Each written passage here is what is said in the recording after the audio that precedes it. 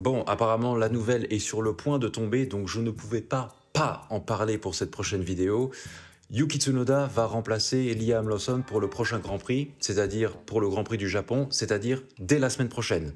Du coup, moi j'ai fait un montage qui parle d'un petit peu autre chose au début, mais je me suis dit que j'allais faire un petit heads up comme ça. Donc s'il vous plaît, regardez ce que je vous ai préparé et on revient au sujet de Liam Lawson juste un tout petit peu plus loin dans la vidéo. Vous êtes prêts? 3, 2, 1, go! Eh merde.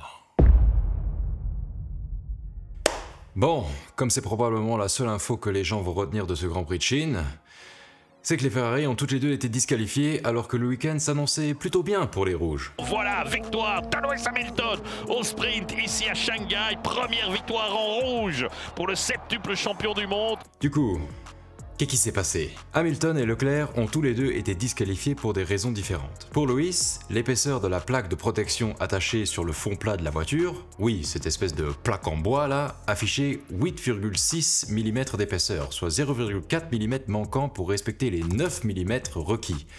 Ce système permet à la FIA de limiter la hauteur de caisse des voitures. Bon, 0,4 mm c'est un petit peu près l'épaisseur d'une carte de crédit, hein. Voilà, tout fin, c'est ça.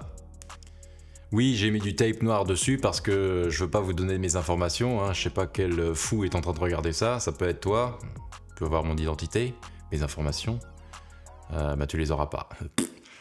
Pour Charles, eh bien c'est la voiture qui était trop légère et qui n'a pas su respecter le poids réglementaire minimum de la voiture lorsque l'essence a été retirée du réservoir. C'est d'ailleurs la même chose qui est arrivée à Pierre Gasly, 799 kg au lieu des 800 minimum autorisés. Là encore une fois, c'est la règle, c'est chiant, mais c'est comme ça. Le week-end avait pourtant bien commencé, avec une pole position et une victoire en sprint de Lewis Hamilton. Oui, j'étais content. Il était 4 heures un samedi matin, mais j'étais content. Il manque d'ailleurs encore des heures de sommeil par rapport à ça. Premier Grand Prix, strat raté. Deuxième Grand Prix, voiture disqualifiée. Troisième Grand Prix, caleçon mouillé. Voilà, c'est comme ça. J'espère qu'au Japon ils vont faire mieux. S'il vous plaît, faites mieux. Alors, pour ceux qui ont regardé la dernière saison de Drive to Survive, il y a un épisode qui porte toute son attention sur le fameux deuxième siège de Red Bull.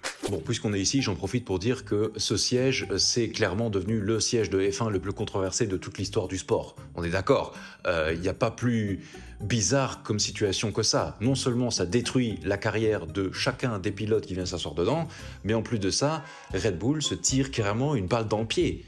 Il n'y a personne qui gagne dans cette situation. C'est un calvaire pour l'équipe qui n'arrive pas à trouver quelqu'un pour épauler Verstappen. Un problème qui a commencé bien avant Lawson, Perez, Albon et... Mais quelle course de Ricciardo! Quelle course de Daniel Ricciardo! Oh, il attaque déjà ici! Incroyable, il passe! Tentative... Oh, il se touche! Il se touche, ça devait arriver! Daniel Ricciardo, you are our hero.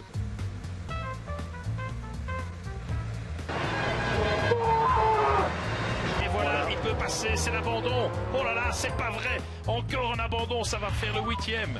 Cette saison a été le moment où Ricciardo aurait dû persévérer et rester chez Red Bull. Mais bon, si tu ressens clairement que l'équipe favorise un pilote plus qu'un autre, évidemment que le pilote défavorisé va avoir tendance à aller voir ailleurs. Ce qui nous amène au jeu de la chaise musicale du deuxième siège de Red Bull avec Gasly, Albon et Perez qui tous, pour les uns plus tard que les autres, ont craqué face à Verstappen et le combo Horner-Marco. Ce qui nous ramène à la fin du Grand Prix de Chine où Lawson est de nouveau parti de la voie des stands et n'a pas terminé dans les points.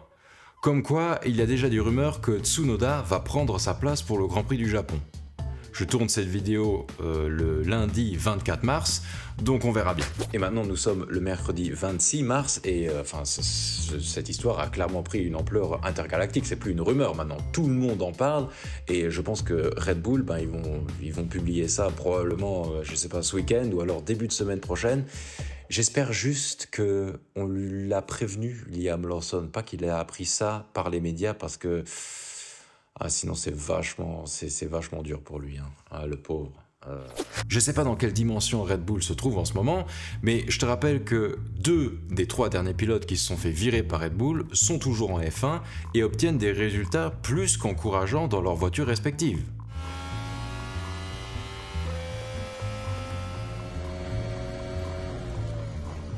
En attendant, Red Bull doit se contenter de ça.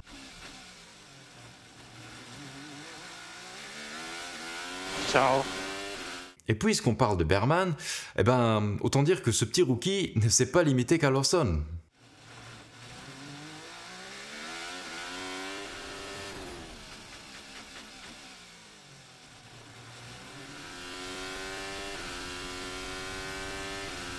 Tout ça pour finir en 10e position avec un point. Good job. Décidément, j'ai parlé de beaucoup de choses aujourd'hui et j'ai même pas encore mentionné qui avait gagné le Grand Prix. Rien à dire. Même si Norris avait un problème de pédale de frein, cette course a été maîtrisée de A à Z par Piastri et McLaren, à tel point que Piastri, on l'a pas vu de toute la course. C'était donc un petit peu un snooze fest, on est d'accord. Bon, en conclusion, est-ce que Tsunoda va remporter le Grand Prix du Japon au volant d'une Red Bull? Est-ce que les Ferrari vont terminer une course sans catastrophe? Et est-ce que Lance Stroll est devenu le pilote numéro 1 chez Aston Martin et va être sacré champion du monde en 2026? You tell me, I don't know. Allez, bye.